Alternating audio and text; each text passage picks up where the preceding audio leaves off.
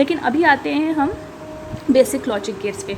अब देखिए क्या होता है जब हम एंड गेट की बात करते हैं तो एंड गेट हमारा क्या होता है कि जब इसमें जितने भी इनपुट हैं वो सारे इनपुट अगर हाई हैं, क्या मतलब हुआ, if all inputs are high. अब देखिए आपकी ट्रुथ टेबल चाहे 2 इनपुट्स की हो, 3 इनपुट्स की हो, चाहे 4 इनपुट्स की हो, you can easily find the output. जैसे आपका if all inputs are high then जो आपका आउटपुट आएगा वो हाई आएगा। लेकिन अगर इसमें एक भी इनपुट लो हो गया तो आउटपुट आपका क्या आ जाएगा, लो आ जाएगा। और में क्या है, अगर इफ़ एनी इनपुट इज़ 1, अगर कोई एक इनपुट भी 1 है तो हमारा आउटपुट क्या हो जाएगा, हाई हो जाएगा। I mean if any input is 1 और हाई, एक है या हाई है, तो आउटपुट हमारा क्या हो जाएगा, हाई हो जाएगा। और नॉट में आप सिंपल, आपको पता है अगर 0 है तो 1 है, 1 है तो 0 हो जाएगा। तो इतना सा कंसेप्ट है आपका बेसिक लॉजिक गेट का। कैसे, क्यों मैंने कहा कि अगर ये सारे इनपुट अगर इसके हाई होंगे तभी आउटपुट इसका हाई होगा, अगर एक भी इनपुट इसका लो हो गया तो आउटपुट इसका लो हो जाएगा। क्यों, मान लीजिए ये आपका एंड सर्किट है।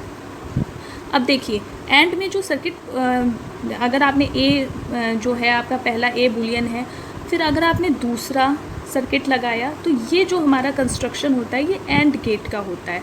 अब मान लीजिए अगर इससे आप एक जो आपका इनपुट है वो हाई है और दूसरा इनपुट आपका हाई नहीं है, तो अगर जब यहाँ से करंट फ्लो होगी तो ये हाई है बट दूसरा हाई नहीं है तो करंट फ्लो रुक जाएगा।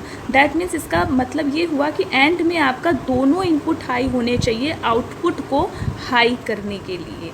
एक भी इनपुट अगर लो हो गया, मीन्स अगर एक भी इनपुट सर्किटरी से नहीं जुड़ा हुआ तो आउटपुट आपका हाई नहीं आएगा। और जबकि और गेट का कंस्ट्रक्शन कैसे होता है कि अगर आपका एक भी इनपुट, ये पैरेलल में होता है, अगर आपका एक भी इनपुट हाई है और दूसरा इनपुट अगर आपका लो भी है तो भी ये आराम से परफॉर्म कर जाएगा।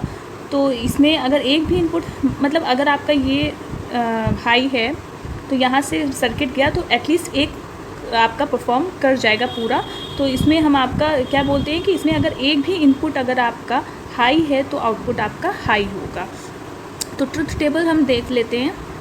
मान लीजिए कोई 2, ये एंड के लिए है, अगर मान लीजिए 0 और 0 है, देखिए दोनों लो हैं एंड में तो लो आएगा आउटपुट। एक हाई है तो भी लो आएगा, आउटपुट आपका लो आएगा।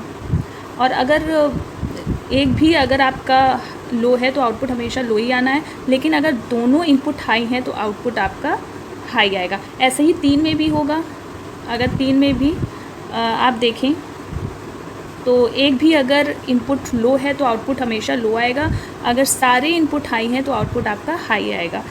अब हम और में देखते हैं। और में अगर ये मैंने 3 डिजिट से बता दिया, लेकिन आप हमेशा 2 पे परफॉर्म अगर करते हैं तो आपको याद करना पड़ता है कि हाँ 1 1 1 है तो ये 0 तो याद करने की ज़रूरत नहीं है।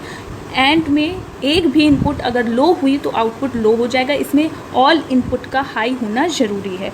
और इनपुट में आप देखिए कि एक भी इनपुट अगर इसकी हाई है तो आउटपुट हाई होगा, एक भी इनपुट अगर इसकी, अगर दोनों इनपुट आपकी या तीनों या चारों इनपुट आपकी लो हैं तभी आपका आउटपुट 0 लो होगा। अदरवाइज़ अगर एक भी इनपुट आपका हाई है तो आउटपुट हाई हो जाएगा। निगेशन में मैंने आपका बताया था कि x का अगर कॉम्प्लीमेंट, ये इसका कॉम्प्लीमेंट ही होता है, 0 वैल्यू है तो 1 देगा, लो आउटपुट है तो हाई, लो इनपुट है हाई आउटपुट देगा, एंड आपका हाई इनपुट है तो लो इनपुट देगा। बेसिकली इसको इन्वर्टर से शो करते हैं कि ये इसका हमेशा निगेशन फॉर्म ही देता है, यानी कि अगर 0 है तो इसका निगेशन करके कॉम्प्लीमेंट वैल्यू 1 दे देगा। सो अभी मैंने बेसिक गेट्स के बारे में आपको बताया है। नेक्स्ट मैं सेकेंडरी लॉजिक गेट के बारे में बताऊंगी। ये बहुत इंपॉर्टेंट है, एक्सॉर और एक्सनॉर गेट, इसमें बहुत ज़्यादा कन्फ्यूजन होती है एक्सॉर एंड एक्सनॉर गेट में। तो थोड़ा सा लंबा हो गया है वीडियो, मैं इसको नेक्स्ट वीडियो में बताऊंगी। And if you like this video please share my video and subscribe my channel. Thank you so much.